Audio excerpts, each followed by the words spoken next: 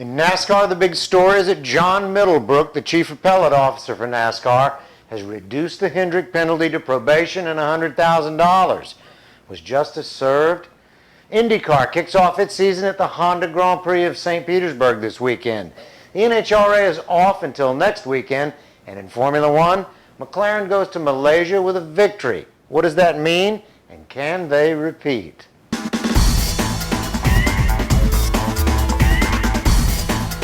I'm Michele Rahal with Motorsports Unplugged and Motorsports Unplugged Radio. Be sure and catch us every Saturday morning from 6 to 7:30 a.m. at WDAE, the sports animal in Florida, or at the web address below. Chad Knaus, Jimmie Johnson, Ron Malik, and Rick Hendrick are all on Cloud 9 right now. John Middlebrook, the final word in appeals for NASCAR, reduced their penalties from 6-week suspensions for Knaus and Malik, returned all the points back to Johnson, which moves him into 11th in the standings, and placed Knaus and Malik on probation. Is that a fair judgment? Did the three-man panel board of appeals get it all wrong, so they had to kick it up to Middlebrook? Those are all questions that only NASCAR itself can answer, but they won't. They own the sandbox, and they have that right.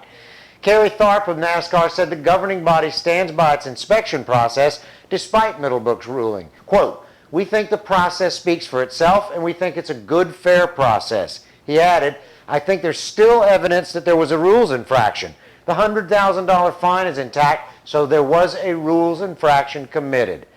In fact, Knaus is by definition guilty. Were there mitigating circumstances that we don't know about? Probably. But that doesn't dismiss or remove from the public eye the perception of favoritism, sketchy backroom deals, and of cheating by the number 48 team. Why is it then that the driver doesn't suffer the misdeeds of his crew chief? To me, it really does call into question 5 championships for Johnson, although I think Johnson could win without Knaus. Knaus is a repeat offender. He's going to do it again. IndyCar kicks off its season this weekend at the Honda Grand Prix of St. Petersburg.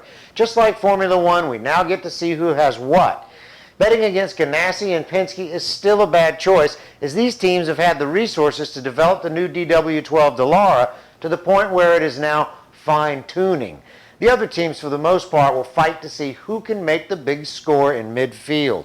On the other hand, it's a street race where anything can and does happen. Don't rule out a Barrichello win or Tony Kanaan.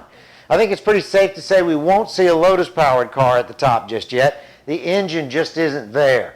It needs more development. Malaysia is the second stop on the Formula One calendar, and it's this weekend. It's one of those rare back-to-back races in Grand Prix, so the teams have very little time to make changes before being in practice on Friday. The track in Malaysia may tell more of the story as to who might be dominant. It does look as if McLaren really got it right by virtue of their performance in Australia. But you can't rule out Red Bull. They looked weak down under until the race started, and Vettel began to chip away at the field, finally finishing second. Lotus has another shot, Mercedes has another shot, and Ferrari is just on a mission. This may be one of the more interesting Grand Prix in a few years. I'm still looking for something out of Lotus. They were just too close to something big to ignore. For Motorsports Unplugged and Motorsports Unplugged Radio, I'm Michele Rahal. I'll see you on Friday.